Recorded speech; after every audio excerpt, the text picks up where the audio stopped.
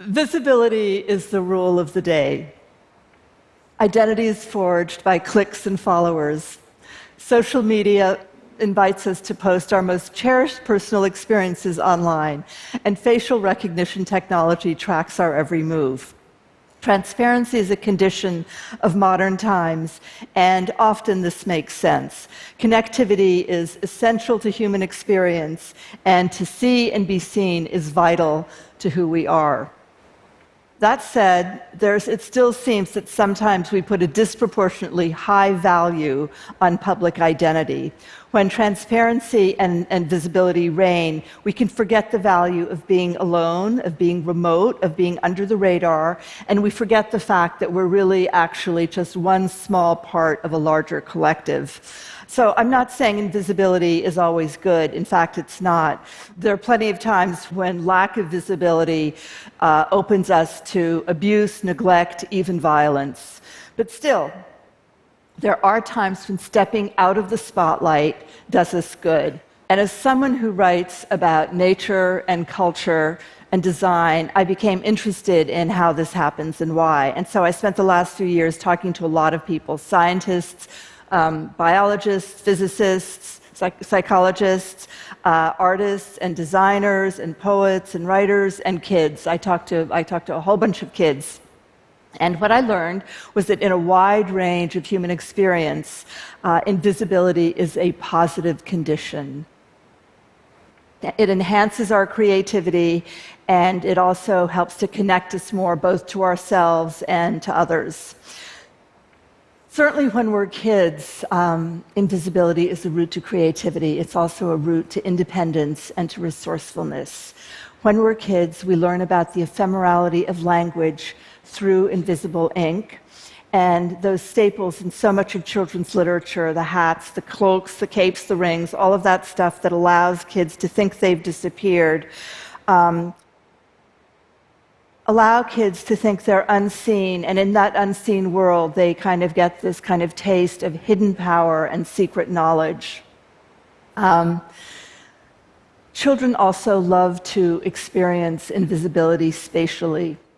The upper rings of the upper limbs of the beech tree where I found haven as a child allowed me to disappear, allowed me to exist remotely, separately, apart from my family.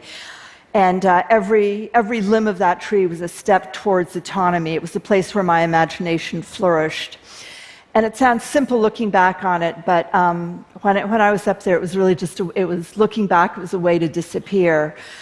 And I found when I disappeared this way that it wasn't just that I wasn't with my family, that I didn't even need to be in their view. I didn't even need to be in their sight to feel real. And I think for a lot of kids, this is kind of a revelation. You don't have to be seen to be real. I know it was a revelation for me.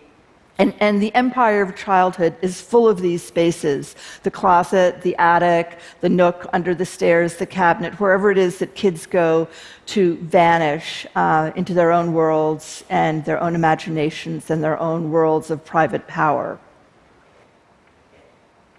Kids don't just love to be invisible, they love to experience what is invisible. And invisible friends come in all shapes and sizes. They can be confidants for secrets, subjects of devotion, invisible allies, invisible adversaries. But what all of these do is they teach kids something about what it is to be known by another.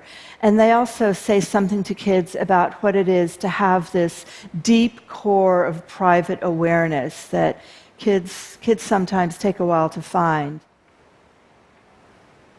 This can be especially true for teenagers who are trying to negotiate a route away from their parents and who sort of have some instinct, some clue that maybe their peers don't yet have all the answers. So they kind of form these relationships with invisible companions, maybe celebrities who don't have a clue they exist, and they sort of begin to work out what it is to be known by another and what it is to know another.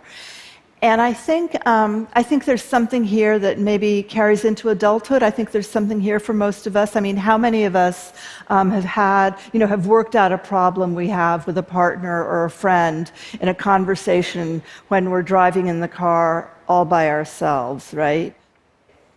How many of us, sort of talk things out with favorite characters in plays or in novels?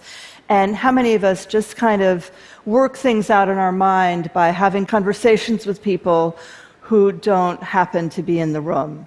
Invisibility in nature is about power, and it's about necessity. To exist in the mountains, in the forest, or in the deep sea, we have to be quiet, we have to be still, we have to step back, because otherwise those places are unlikely to accept us. When I'm diving in the deep sea, my sense of presence is diluted. It's not exactly that I'm invisible, but rather I'm unperceived. My ego dissolves. When I'm underwater, I carry myself differently. And floating among the tortoises, the sea urchins, the angelfish, I find myself suspended not only in water, but in time. And if the blue tang searching for algae, or the spotted butterfly fish foraging for tiny invertebrates are indifferent to my presence, that indifference is exactly what allows me to enter their world. For biologists doing their fieldwork, invisibility is a condition of knowledge. Whether their research is in the glaciers or in the desert or in the woodlands, they actively work to be invisible so those places will better accept them. And it's the way that they learn about animal behavior, vanishing species, a changing environment, or whatever it is they're trying to understand. And I think, again, this lesson also has relevance to us, because sometimes, whether it's at the dinner table, the family dinner table, or the office conference table, just listening without responding, just paying attention, just observing, just being absorbed in the conversation is what's going to give us knowledge. There is so much to be learned when we're not working to make ourselves visible. There's so much to be learned when we allow people to tell their own stories, whether it's a teenager trying to explain their angst or a client talking about some problem they're having. When we let people just tell their stories and we absorb them, that can be the important thing. I found that invisibility also involves anonymity and human affinity. Vast public spaces, whether it's a world football match in Wembley Stadium or a concert at Madison Square Garden, generate a vast sense of social congeniality. When tens of thousands of people are doing the same thing at the same time, whether it's waving glow sticks with Mick Jagger or cheering a striker's goal, sense of collectivity sets in. It's this kind of primal collectivity that it's not really some single collective brain, rather it just kind of says something about our knack for social cohesion. And then there's the invisibility that comes with age.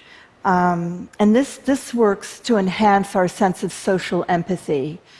Age comes in with a kind of flickering presence. We're in and out of public view, and this can work for us because we have a greater set of choices of when and how to be seen. Rereading the celebrated novelist, British novelist of the 20th century, Virginia Woolf, I encountered her heroine, Mrs. Dalloway. Clarissa Dalloway is a woman of means. She's a woman of a certain age, and she's living in London after the end of World War I. And she's walking down a London street, and she's feeling unobserved, unrecognized, unseen. That is, she's feeling invisible. No one sees her or pays the slightest bit of attention. And she's reflecting on the fact that, why is it that women of that age are only known by their shoes or their handbags or their husbands' surnames? And she's having this whole kind of reverie about being invisible, but at the same time, she's aware, very attuned to all the people around her, and she feels as though she almost knows them psychically and intuitively. She knows who they are. For her, being unseen is not a condition of It's not a condition that limits her life, but one that sustains and informs her life. It's not about being dismissed or ignored or disparaged. Rather, it's about being more psychically absorbed into the larger world around her. As a writer, Virginia Woolf was perceptive and prescient about human behavior. And as it turns out, modern social research a century later confirms her thinking. We humans, it turns out, we're an altruistic species, but our sense of kindness and goodness comes for the most, and fairness comes not from temperament and disposition, but rather, the data suggests, it comes from our place in the social hierarchy. Status, prestige, reputation. And it turns out that being inconspicuous is something that can connect us more to a kind of larger humanitarian view of things. Being unrecognized can help us recognize and acknowledge the emotional states of others. And perhaps most to the point, it clues us in to, kind of what our place really is in the larger scheme of things. Being unseen takes us from self-interest to a larger self of inclusion in the human family. And sometimes being invisible is just about losing sight of yourself. And this is what I learned in the end, is that sometimes finding your place is a matter of losing it first. And that sometimes what's required of us is negotiating that route between erasure and exposure, both conditions of great power. Because I think the bottom line is that each one of us is capable of being that place where visibility and invisibility converge with grace and ease. Thank you.